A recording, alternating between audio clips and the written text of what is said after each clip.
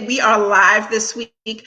Thank you for everyone that has been just coming along with me each week and bearing with my technical difficulties. You all are the best. If you are watching us on YouTube, hit that like button, hit that subscribe button. If you're watching us on Facebook, please share this. Share so someone else can see tonight's topic of how to start a small business. This is really meant to be a girl chat, informative, but it's for the males as well. So once again, thank you so much for joining us. And this is going to be a back and forth discussion, as well as you will be able to ask some questions. So I just encourage you to do that. Sit down, bring up, if you have dinner, snack, water, just sit with us as we chat. As a reminder, I am the author of A Brown Girl's Guide to Networking and Employment, and I definitely appreciate your support during this time. So without further ado, the reason why we're here for this hour is to talk about how to start a small business.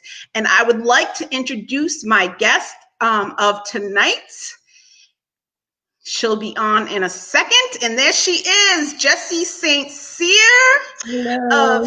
Yes, hello. Thank you so much, Jessie. Thank you. You are our special guest tonight talking about how to start a small business. So we welcome you.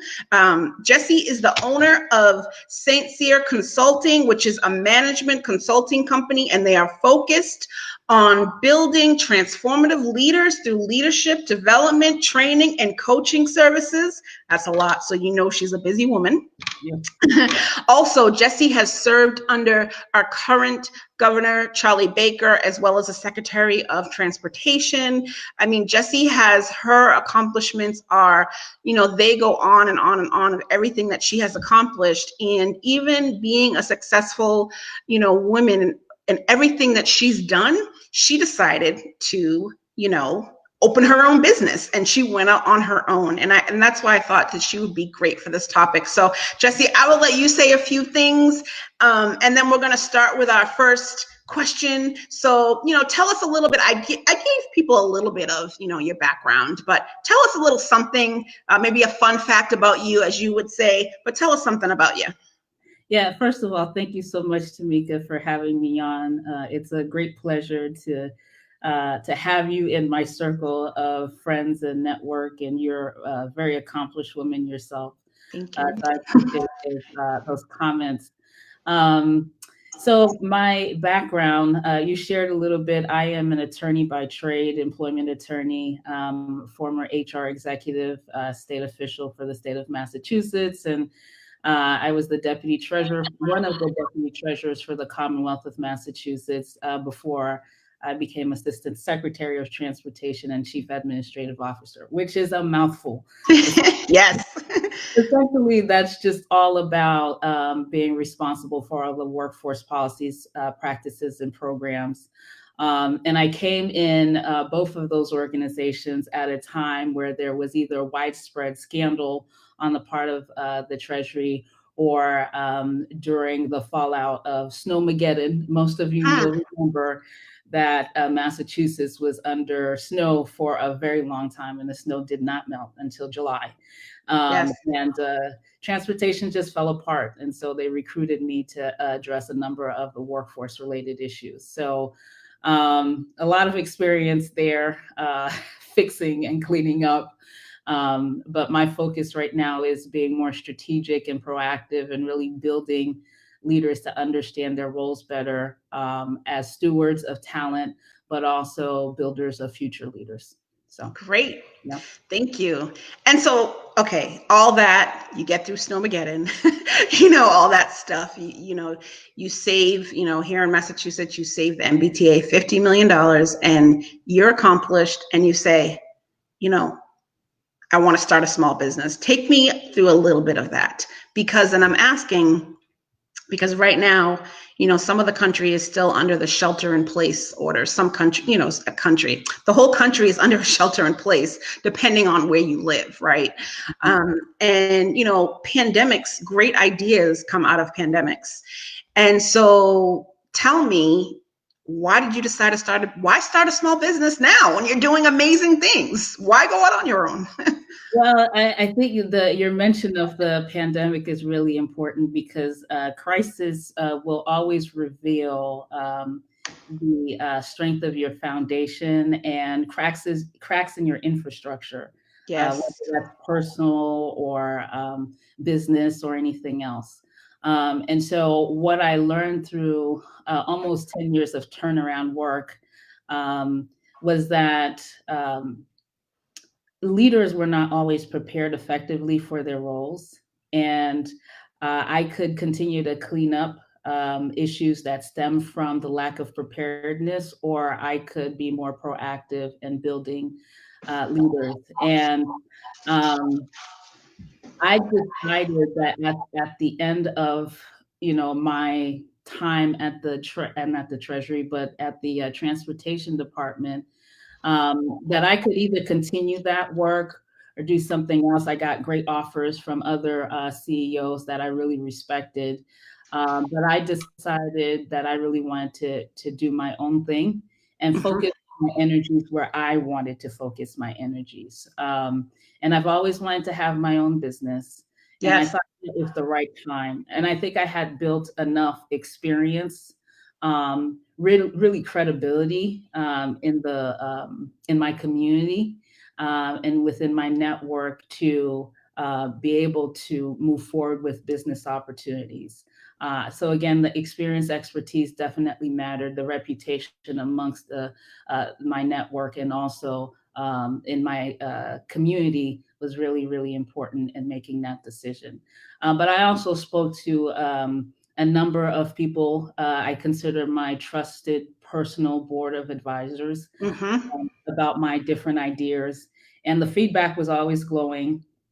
But of course, feedback could be great and people can cheer you on, but you got to do as an attorney, I know a lot of attorneys, and I reached out to a couple of them just to get their thoughts, and especially those who are business owners, on how I could start this and what I needed to do to get all my ducks in a row before I move forward with the business. So that was really my thought process, my initial thought process, and what started me on the road.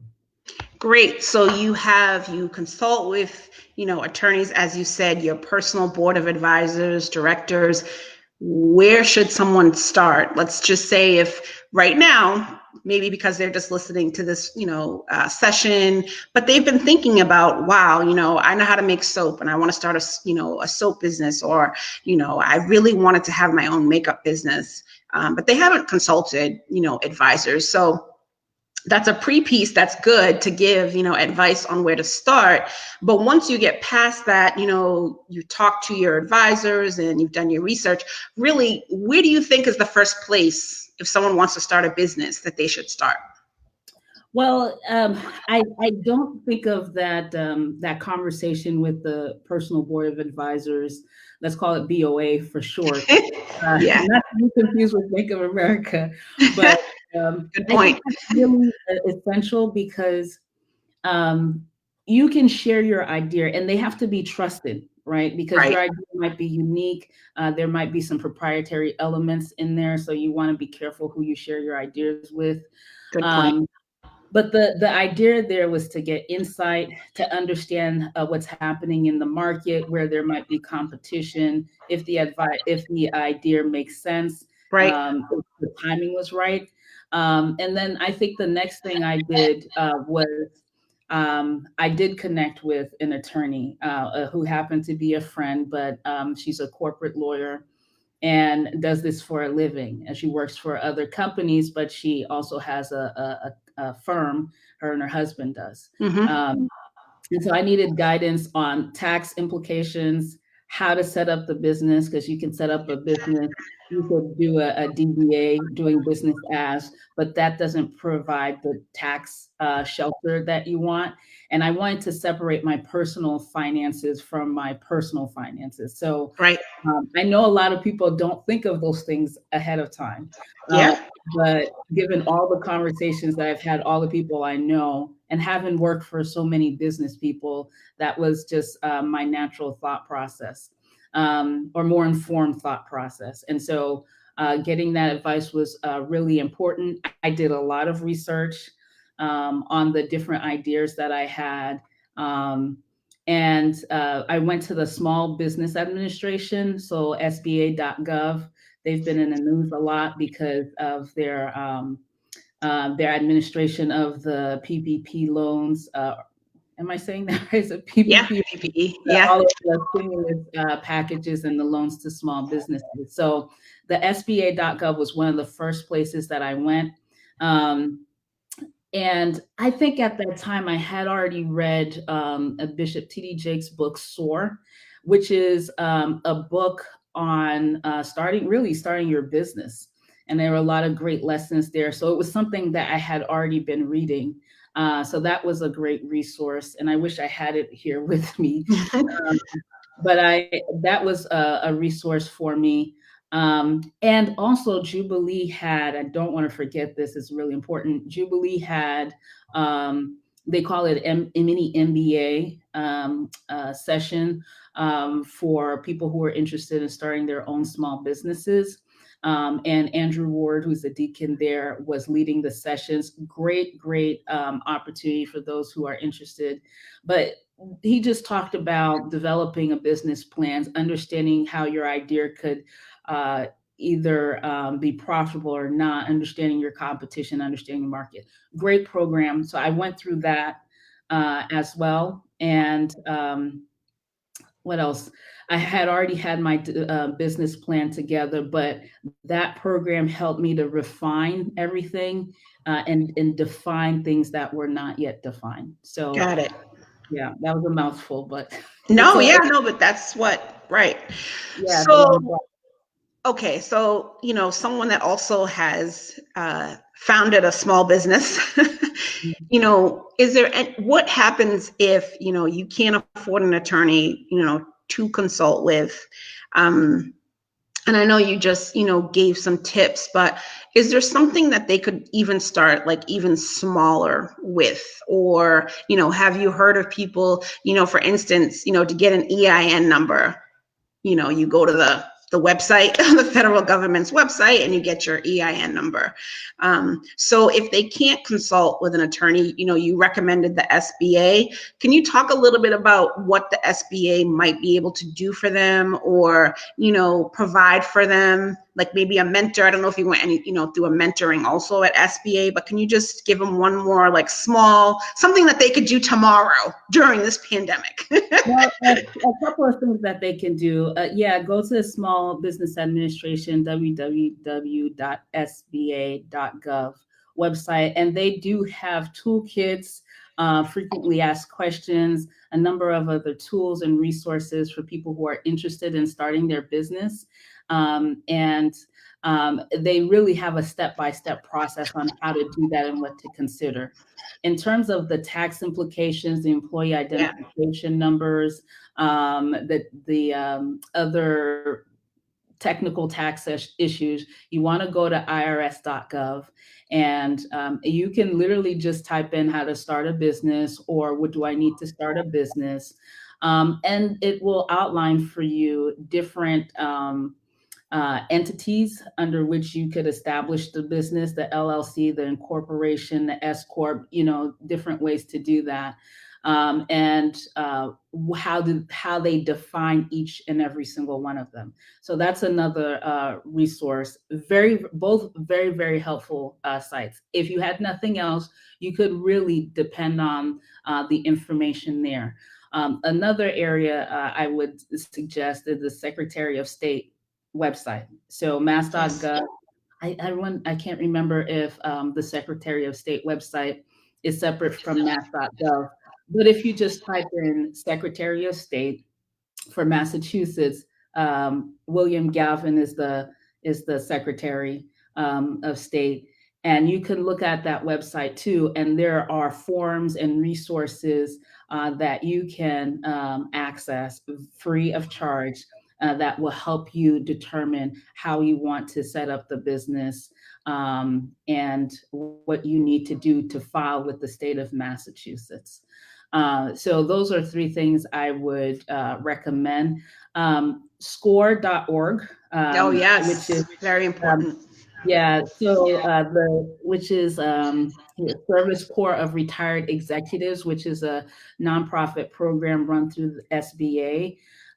Great program. All of the mentors are retired executives, so they are seasoned professionals. They understand this area very well. Many of them are small business owners themselves or large business owners. So you can hook up with or connect with a score and get a mentor, and they can provide you with guidance on how to do this as well. I find them to be invaluable, especially now. I have four score mentors, and they all specialize in different things, but they've all been very helpful to me. I'm just looking at my notes here just to see if I missed anything else. Um, but I would say so. YouTube is probably a great place to go. There are Yes, videos on everything. yes. And if you YouTube how to start my own business, you'll probably get different videos that you can watch.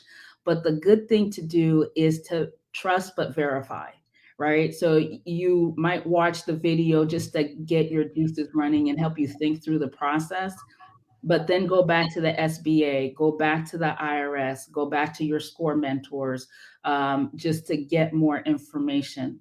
Last resource that I would recommend here is the Center for Women in Enterprise, which is Okay. C as in car, W as in women, E as in engineering or enterprise. CWE.org is another resource that I was recommended, that was recommended to me. I haven't looked into it, but it does exist. And from what I understand, it's a great resource for women who are particularly interested in starting their own business. Awesome. Thank you. Thank you for Mhm. all that. Mhm. Hopefully, our listeners were able to write that down. I encourage everyone to go on those websites because they will help you tremendously. Uh, just to shift for a second, because, Jesse, I consider myself a workforce guru, having wrote, a book about, employment and networking, and just been in the workforce industry, almost 20 years. I can't believe it, but almost 20 years that I've been in the workforce industry. There's a lot of people that are sitting home right now, during this pandemic. And, just really, there's 15 million people in unemployment right now. And, some of them are on unemployment. No, sorry, they're all on unemployment, but some of them are furloughed, should I say, where when the industry comes back, the job is saying, we're going to welcome you back. Then there's other jobs that are just really going to be closed. There won't be options there. And so, that's why I'm holding this session, because I know that there is people out there that are currently saying, I have this great idea, and I just want to encourage someone to use what the advice that you've given them on where to go. But I also want to talk a little bit about, because, there are some good days, there are some bad days to owning your own business. So maybe you could talk a little bit about those challenges, about that. But I will say, to my audience out there, I was having a simple conversation with Jessie, and we were just talking about, this pandemic, and, how some people, are struggling financially. And, she was like, what, I've prepared myself that I'm going to be okay, for the next year, because of what she's done, prior to the pandemic. So she's not a small business that, is all of a sudden she had to be panicking. I'm sure she had days where she was panicking, but it is because of her preparation in her small business, where she is doing sessions like this for free, because we know how much you can command per hour. So maybe you can just tell us, like, leading up to those steps of, forming your business, what was it like to get your first contract? What were some of the challenges that you faced? Because I follow you on social media, and I know, that post that said, I got my first, 6-figure contract. And I was like, yes, that's amazing for an African American, female that has, started her own business, and to get that contract, that's an encouragement for us all that are sitting here saying, I want to found a business, but am I going to make it? Yes, you're going to make it, but maybe you can just talk about the challenges and the, the achievements that you've had along the way, some of the ups and downs that someone might go through. Okay, so that's a multi-layered question. I'll It try to is. tackle and It just is. tell me anything. So before I go there, the one other resource I would share with you, or two other, cityofboston.gov is definitely a proponent of small businesses. Yes. And also mass.gov is probably another good website you want to go to with free resources. I think getting my information out there. Yes, I talked to my board of advisors, my BOA, and I let people know that I was really thinking about this seriously, moving towards this. Really to get information, get feedback, but also to build some anticipation around the launch. Um, I worked with someone who helped me with the marketing, setting up the website. I mean, there are a lot of other mechanics to setting up a business, and you have to be online, right? Yes. Here, Yes. this pandemic has taught us technology is critical, right? So Yes. having an online presence was important, and social media, and tying my brand and all of that together was really important. Um, but I remember I did my launch back in February 2019, was it? God, it feels Mm-hmm. long ago. Um, but yeah, it was nerve wracking. It was nerve wracking because I didn't know what was going to happen. I was hoping for the best. I was hoping my network would work for me. Yes. That there was enough information about all of the things that I had accomplished through my previous roles that people would understand that I had expertise in these areas and that I was credible, right, as Mm. a professional, as an attorney, and as an HR professional. And let me make a disclaimer here. I do not practice law through the consulting company. Yes. Strict rules around that. So just to be clear. Yes. But yeah, it was really, really nerve wracking to do that. And I remember, let me see. So I launched I launched January 30 and 31. And um, in February, March, I got a couple of calls for proposals because people heard of me, and other folks within my network or former employees actually recommended me to work with either their employers or with other That's employers, which was awesome. quite interesting. And I was like, oh, okay, that's great. Yeah. Um, so put out a couple of proposals. Nothing came about those. Um, and then a couple of folks called me.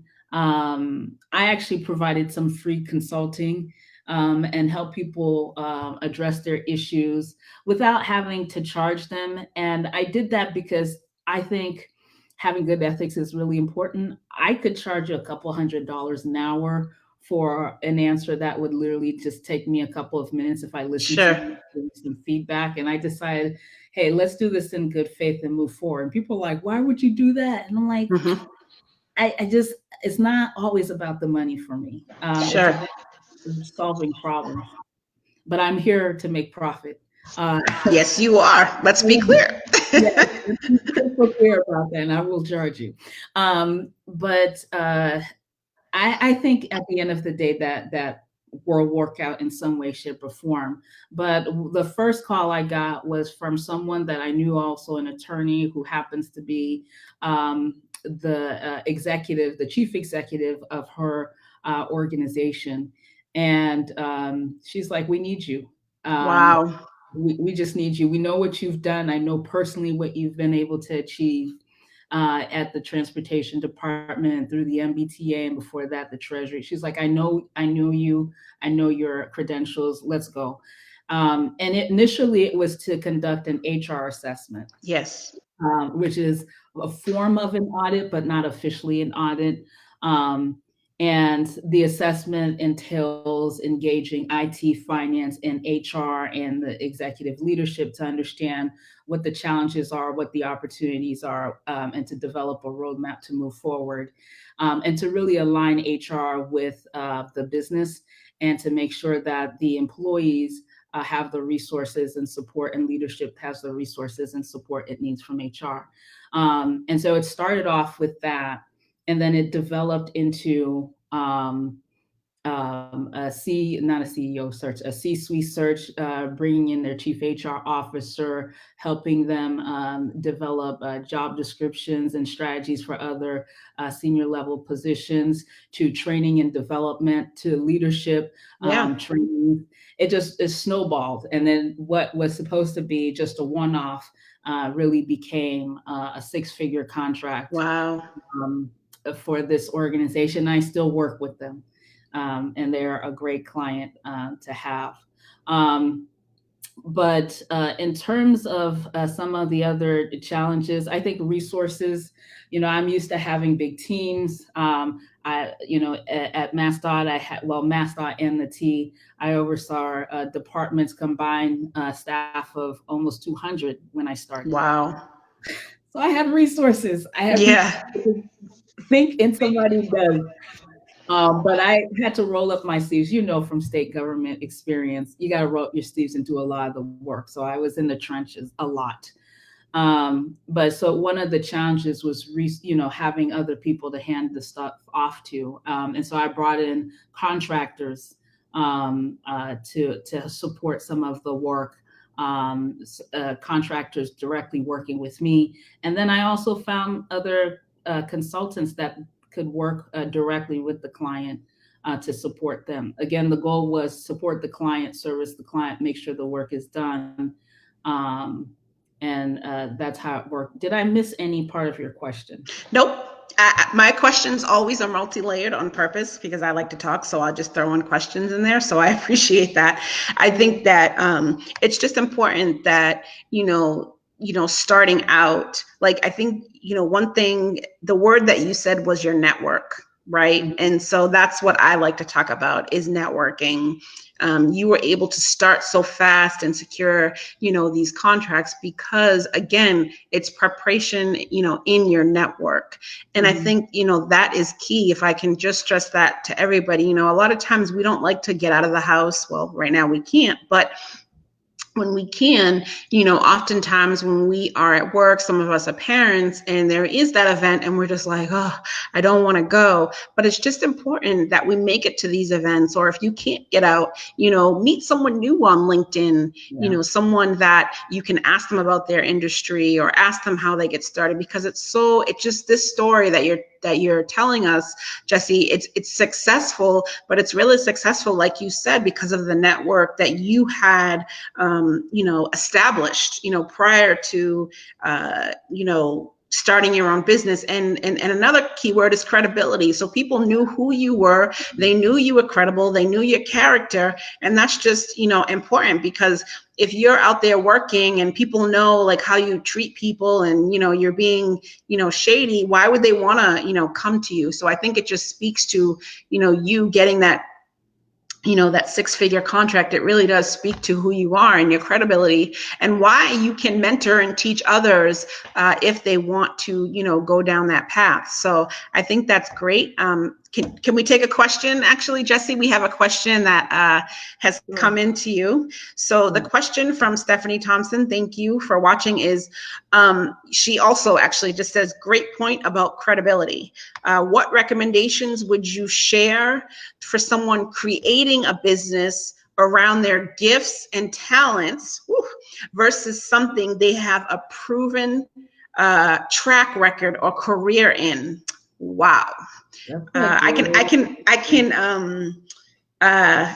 if you want me to read it again, I can, but I think that's a great that's a great question. Speak about it, Jessie. Yeah, great question. So I would emphasize the point about your vast experience and credibility. The thing is, your gifts and talents and where you have a proven track record may be two different things. And if you can monetize those gifts and talents, or if they can be profitable in some way, shape, or form, and it's proven that it can be profitable, maybe you want to lead with that. But people, people will naturally think of your business as an extension of your background, right? Mm, So if you have demonstrated through those gifts and talents that um, you are credible, that you do have proficiency in that gift and talent. If the market, if there's demand really for that gift and talent, that's the thing, because we can be gifted in different ways, and there's a small market for what we're gifted in. There's a small audience for that. And if we want to be a kind of like a niche business and we want to focus on a small market, that's absolutely fine. But the reason why you go into business is to be profitable, unless you want to do a nonprofit, right? And so I would think about that in terms of, do I have other experience, whether it's unpaid experience, internship experience, community experience, that when I launch this business, that people would see that I've used this gift and talent in some way that has benefited other people, and two, that mm. there's a market for it. Um, and see what other people are doing. Maybe you type in, or you do a Google search, or YouTube. Maybe you see what other businesses are registered doing the kinds of things that you want to do through your gift and talent. But it's about profit at the end of the day. And if there's no market for that talent, or you don't have an experience that you want to speak to, then the foundation that you have to lay for that business is going to take a little bit more time than the average person who is probably leaning more on their work experience. Um, and the other thing is, you definitely don't want to move into a business doing something that you've always done just because you've done it. If you don't enjoy it, if you're not going to give your heart and soul to it, well, not your heart and soul, but if you're give it 100% of your time, because running a business is a lot of work, then don't do that, right? So if you're more interested in that gift and talent and making it profitable, then run with that. But again, is there proof in the pudding that it's going to be profitable? Um, so let me see. Anything else about that? No. Well, I mean, I think that, we keep saying profit, right? But do you set, how do you, I mean, because I'm struggling with this as well, right? I mean, you mentioned you did a few things that you didn't charge for. And I also have done things that I have not charged for. And so, I don't know if you can give any advice, this is just thinking, but, how do you set that goal for the profit? Like, is there any way that you say, okay, yes, this was a good profit or this was a bad profit? I mean, did you have any insight into that, Jessie, of what you wanted to make for your first year? Is it just that, like me, I'm a vision board girl. So yes, I have that on my vision board. But, in your type of industry, did you do research on what would be, we know that you have a 6-figure contract, but what would be deemable profit? And I don't know if that's just a question that maybe cannot be answered, but maybe you can just shed some insight to those that are, planning on starting and how much they should look, depending on the industry, right? So, Yeah. So let me go back to the initial question. So, and I actually can use myself as an example. So I sure. was an HR exec, and also an attorney, right? I'm still licensed to practice in the state of Massachusetts. I had a choice: start a law firm, which was of no interest to me at the time, Yeah. Yeah. because Massachusetts is congested with lawyers, great attorneys. I know a lot of them. I would be competing against them, some of them very dear friends. I was just like, that's not something I want to do right now, although there Yes. would be an interest in market for it. Um, but I started off doing HR assessments, really operational work, Yes. supporting organizations through that. And it was profitable, but it really wasn't where I wanted to focus all of my energy. I Yes. really wanted to focus more of my energy on the proactive, strategic, and really helping leaders understand their roles. right? And that they weren't just about, it wasn't just about a title or position. It was about being a steward of talent. It was about Yes. building future leaders. It was about empowering people for whatever purpose, right? So that's I wanted to be more strategic, because my thought process was, if I can help leaders understand their roles better, then some of the issues that I had to clean up or address with the state treasury, with the transportation department, with some of my clients, that I can prevent some of that by training them and supporting them in their roles, or more equipping them more effectively for their roles. Yes. Um, so I had to make a switch with my business. It was St. Cyr Talent Strategies before. Now it's St. Cyr Consulting, Mm-hmm. focusing primarily on the area that I want to focus on. So Yes. there has to be a connection there. Um, in terms of financial goals, through that program that I went through at Jubilee, I set some financial goals. And I think we tend to be timid when it comes to financial goals, because we kind of like, oh, well, it'll work and let's pray. But faith without works is dead. Yeah. You have to plan, and it's the plans that you then pray on is what God directs you on. And if you have no plan, then you're just kind of like not focused. That's And so right. I had to have some targets, and I didn't hit my target year one. And I was ambitious with the target. I have high expectations. And so when I don't hit the target, it's a failure for me, but it's also an opportunity to learn. So I'm super hard on myself. So Mm-hmm. I'm more gracious with other people than I am with myself. But I did have a financial goal, and it was based on what I understood what was happening in the industry, understanding what some of my competitors were doing, not having access to all of their information, but through the Secretary of State, you can see what companies file, right? Ah. That information is available. Some records are very much public.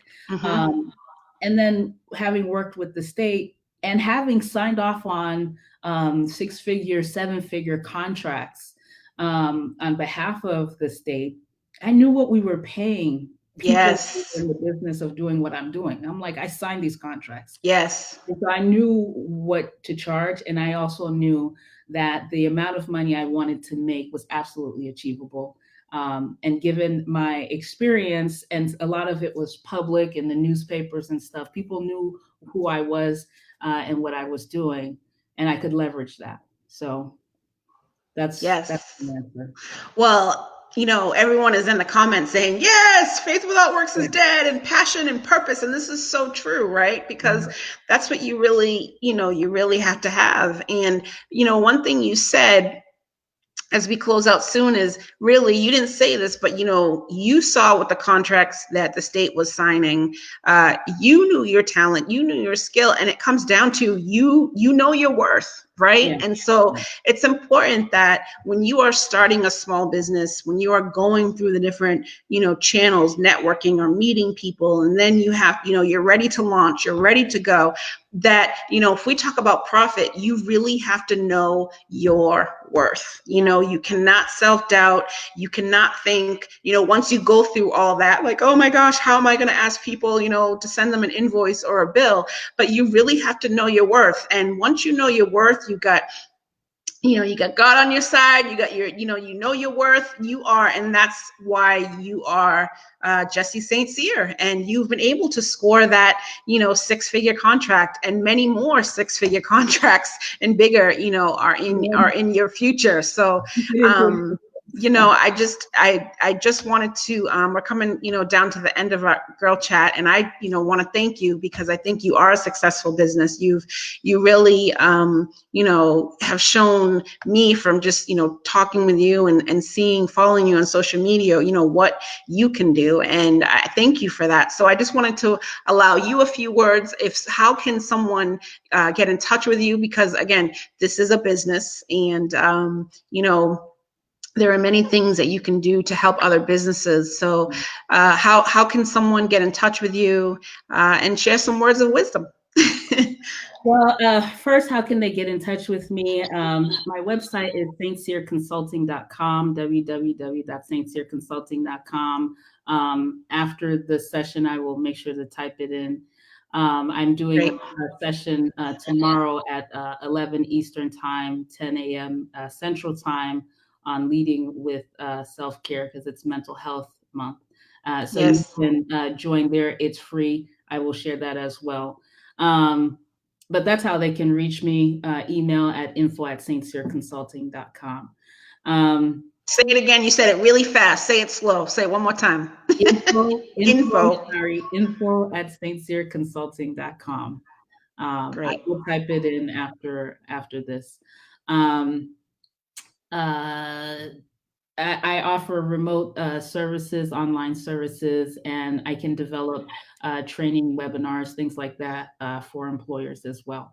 Um, and nuggets of wisdom, I would say number one, you're going to make mistakes year one. You're going to make mistakes throughout, right?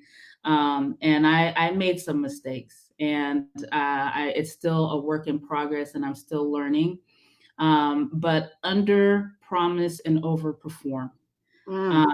don't commit more than you have the capacity to do, because when you fail a client, it's something they'll remember. And I think that's something that's really, really important. And where you fail or where you don't deliver at the level that you want to, be clear on that.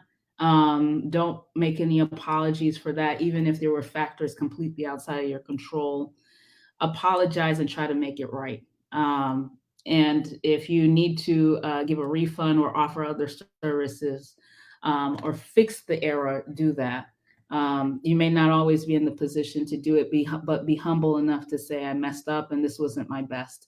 And how can I serve you in a way that would maybe correct the error or address it or make it right? So humility is, I think, very, very important in the process. Be gracious to yourself, better than I am to to myself. Yes.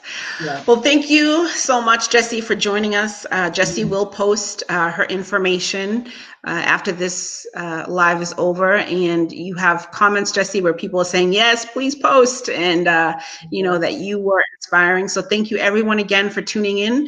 If you are watching us on YouTube, hit that like button and subscribe.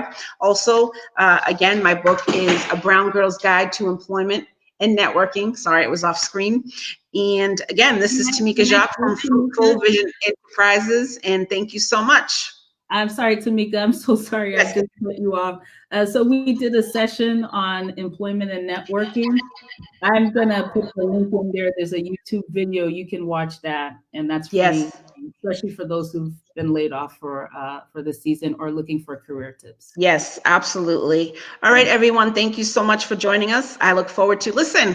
If you want to hear of any topics, please send me a message, leave me a message, and I will try to curate guests and topics around that, around what you are looking to learn about. So once again, thank you so much. Hit that like or subscribe button if you're on YouTube. Have a great night. Bye-bye. Thank you. Yay!